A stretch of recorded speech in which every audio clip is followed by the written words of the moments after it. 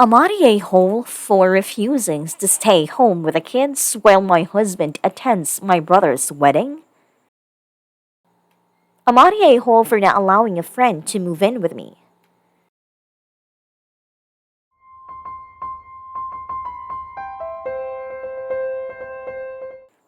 I'm Miss Tam, and my husband works full time. We have three kids, and one of them is 2 years old.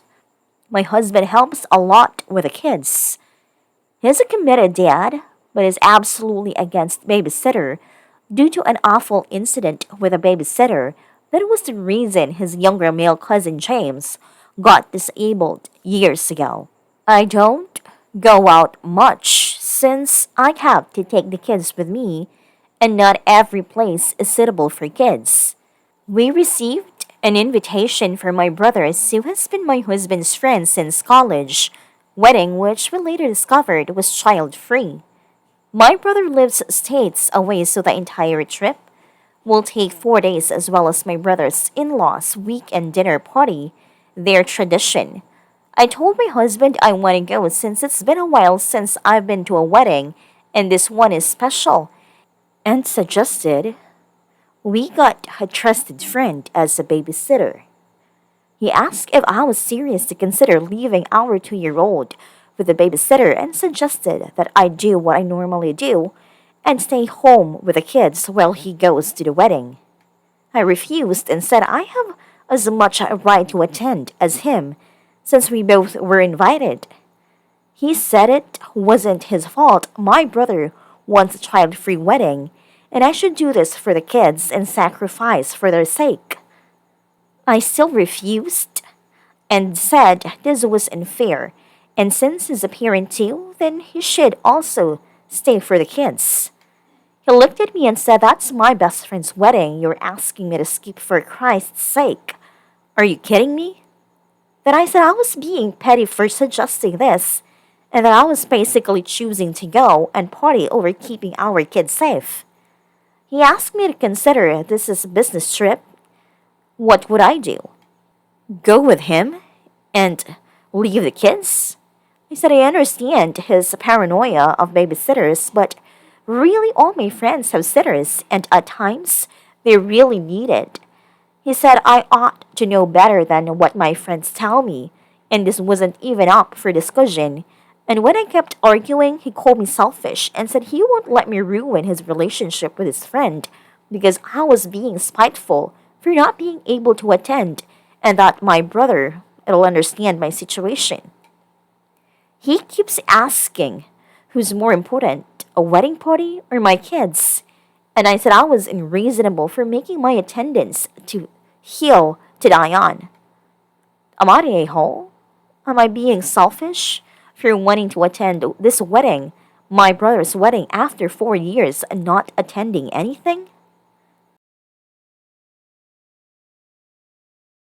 I have a hard time to believe your husband is a good dad. Every single sentence from him smells like entitlement and selfishness. If you can't go to your brother's wedding, so can't he? Why doesn't he stay at home and you attend? Since this never came to his mind, he thinks less of you and your needs. You are the servant for the children, not his wife who is on the same level. This wedding shows you what kind of person your husband is and what he thinks of you. Nta 100%. I know 2 women who were stay-at-home parents whose husbands tried to screw them out of seeing their children because he was the one who can afford a lawyer. One did get fucked out of visitation and the other one didn't, only because her friends came together and helped her pay her bills until her lawyer could get her spousal support and child support. It is not easy for stay-at-home moms to leave and get the kids, no matter what guys on this website say. I got married to my daughter's dad and wished I never did. I was a psalm and his family was loaded. The relationship was almost platonic after we had her. It was dead 3 months on, but I was young and dumb and didn't know I deserved more. When we split, his dad got his lawyer he had on retainer and spent 5 figures. I was not represented at all. Fast forward, she lives there most the time because he had his parents' money to throw at her for gifts constantly. She wants to be where all her stuff is, so I don't see her often. I ended up going back to school to make life for my kids better, but joke's on me, I chose a profession that's underpaid. I work in mental health and get paid less than fast food and have a BA. I still don't have a home of my own. I wish I would have never been a psalm. I lost out on years of time with them working and studying, and I hate that, but I couldn't offer them anything, and was always broke. When my ex-husband left me for his mistress, I was a psalm to 2 children, 4-year-old and 10 months old. We decided when I got pregnant with our first that I would resign from my job and stay home. At the time he left, I hadn't worked in 5 years, and was financially dependent on him. My ex tried to control everything I did, thinking that since he controlled the purse strings, he controlled everything. I got a good attorney and ended up getting alimony, child support, legal fees and 60% of all our assets. The judge said he had no consideration for a man who would leave his wife and children under these circumstances, and that's why he gave me 60% instead of 50%. Cue surprised Pikachu face from my ex. He got surprised Pikachu face again a year later, when his mistress left him for the other married man she had been cheating with. Lol.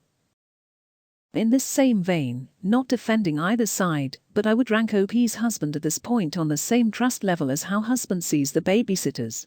From the implications in this post based on OP saying she hasn't been out in 4 years, I would imagine that he doesn't have a frog's eye in hell how to care for children either, and is scared to death he might cause one of them to be disabled. I think OP's husband might need some therapy, not just because he's acting like an entitled and treating OP like a servant, but because I don't think he trusts himself even with the kids. Second story. I'm on a hole for not allowing a friend to move in with me. I, 19 female, come from a wealthy family. Even so, I had a job since I turned 16. My parents got me a car, but I had to pay for my own insurance and gas. I had a limit for how much my birthday and Christmas gifts cost. When I graduated high school and was accepted into a good college, my parents gave me a choice. I live in the dorms. They pay for everything. I get just a bit of spending money, but they won't have a say in my life at all since I am an adult. I live in a 2-bedroom apartment they own in the city. Doorman, gym, pool, and cleaning service. They pay for everything, and I have more spending money. In exchange, I have to promise to keep a high GPA. No recreational drug use, no alcohol until I turn 21, and to not have any roommates. Then when I am a junior, the deed to the apartment transfers to my name. I accepted the second choice and it has been great. I am an introvert, so I appreciate my space. The problem is that a friend I made in the beginning of the semester wanted to move in, and I declined.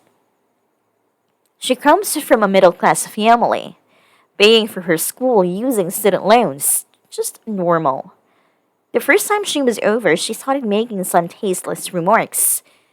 Must be nice to never work a day in our life. Must be nice to have mommy and daddy wait on you hand and foot. When she wouldn't stop, I just started distancing myself from her. He has been having problems with her roommates from the get-go. But yesterday, she just couldn't take it anymore. She asked me in front of all our friend group if she could move in with me. So I said no, she can't. She called me an entitled and trust fund baby who didn't know what the normal man struggles are and stormed off. Now all my friends say that I am the a-hole, that I have the space and it wouldn't cost me anything. I could just lie to my parents and they wouldn't know. I disagree, but I thought better to ask because if they don't give it a rest, I am planning to cut all of them. I don't need that kind of negativity in my life.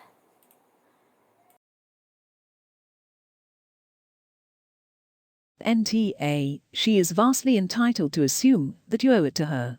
It seems like her premise was that you host her in your apartment. Refusal wasn't a feasible option and that is why it blindsided her. That's audacious.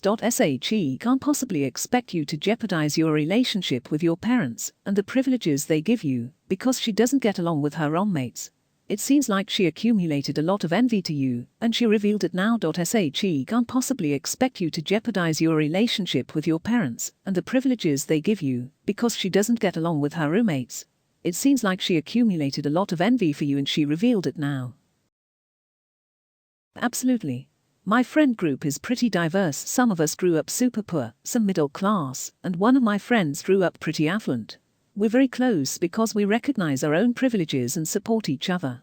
When one of my friends couldn't afford to pay his electricity and Wi-Fi because his mom stole his money and ruined his credit, my other friend gave him a key to her place so he could come over and study. Good friends don't wish harm upon others or are jealous and spiteful because of your privilege.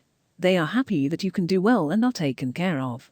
As long as you are not rubbing it in other people's face, there's nothing wrong with being lucky to have that situation that Op is in.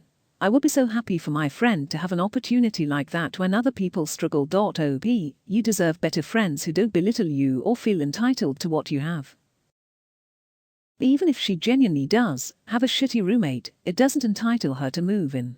I've had so many trash roommates, including one who put her cat's litter box under my desk because it kept shitting there, and yet it was no one else's responsibility to take care of. I actually did have a friend offer to move me in with a litter box situation, and I took them up on it, but it blew my mind because I literally didn't even consider that to be an option. You just buck up and deal with it until you can get out. I had a roommate who let people sleep in my bed when I was gone. Finding a weave in my bed and my sheets messed up multiple times ticked me off. I was stuck dealing with it until a few friends mentioned that their roommate graduated and they didn't want a random to be assigned. The next time I had a bad roommate, I had to force the issue to get them kicked out. It's easy for the friends to ask. They're not the ones who will, literally, pay for it, and they want the noise from the other whack job to stop. And they probably don't have the perspective to understand how big an ask it really is. It's not like hiding a hamster from the landlord. A human leaves a pretty big footprint. And this human has already showed she has big old clown shoes. Trust is harder to get back once it's broken. If you feel so strongly about it, ask your parents' permission. If they say no, you can tell your friends your parents won't allow it. If they say yes, the decision is up to you. Speaking as a fellow introvert, having roommates in college was a nightmare for me. I needed my space for my own mental health. Additionally, friends don't always make good roommates. Don't do harm to yourself because you want to be helpful.